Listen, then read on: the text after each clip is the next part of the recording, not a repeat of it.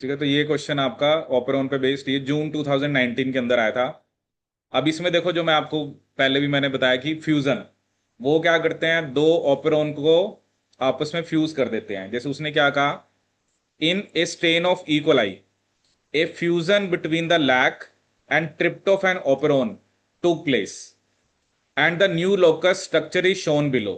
यहां पर किसका फ्यूजन है, एक तो जो लैक ऑपेरोन है उसकी रेगुलेटरी रीजन उसका है, रिप्रेसर उसका है, ऑपरेटर उसका है, प्रमोटर उसका है, लेकिन आगे जीन्स किसकी हैं, ट्रिप्टोफैन बायोसिंथेसिस की।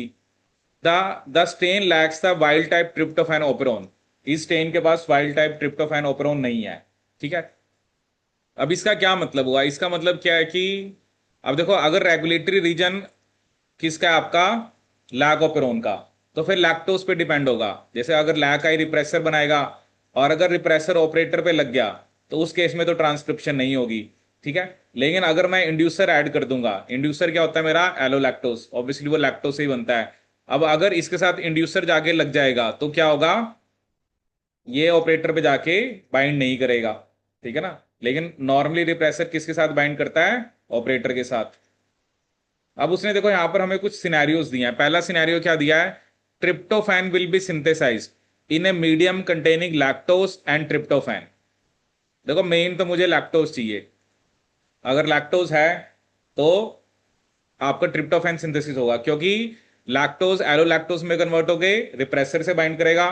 Now repressor will not be able to bind at operator site, in that case transcription of these genes will take place. ठीक है, क्योंकि देखो यहाँ पे ट्रिप्टोफैन का तो रोल आएगा नहीं वैसे, क्योंकि ट्रिप्टोफैन जो है, मतलब ट्रिप्टोफैन तो यहाँ पर बेसिकली जो ऑपरेन है ही नहीं ट्रिप्टोफैन वाला। तो अगर ट्रिप्टोफैन वाला ऑपरेन होता तब जाके ट्रिप्टोफैन का रोल आता ना, या तो ट्रिप्टोफैन का रिप्रेसर होता या एटेन्यूएशन वाला मैकेनिज्म होता, क्योंकि उसने रेगुलेटरी रीजन लैक ऑपरेन का लगाया है। ठीक है, फिर वो कह रहा है कि tryptophan synthesis will be repressed in the medium containing glucose.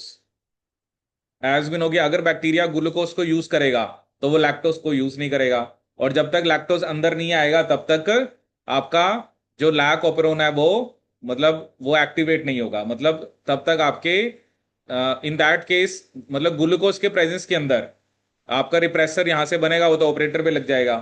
ठीक है, तो ट्रिप्टोफैन बायोसिंथेटिक जीन्स जो है उनकी ट्रांसक्रिप्शन नहीं होगी। तो ये स्टेटमेंट भी सही है कि ट्रिप्टोफैन का सिंथेसिस जो है वो रिप्रेस हो जाएगा उस मीडियम के अंदर जिसके अंदर ग्लूकोज है। ठीक है, तो ए भी सही है, बी भी सही है। फिर लिखा, tryptophan synthesis will take place only in the absence of sufficient tryptophan in the medium.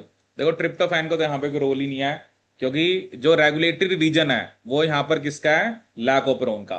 तो it will be the glucose और लैक्टोज, ग्लूकोज है तो ट्रिप्टोफैन बायोसिंथेटिक जीन्स की ट्रांसक्रिप्शन नहीं होगी, अगर लैक्टोज है तो ट्रिप्टोफैन बायोसिंथेटिक जीन्स की ट्रांसक्रिप्शन होगी। तो इसका राइट आंसर क्या बनेगा, A and B, A and B.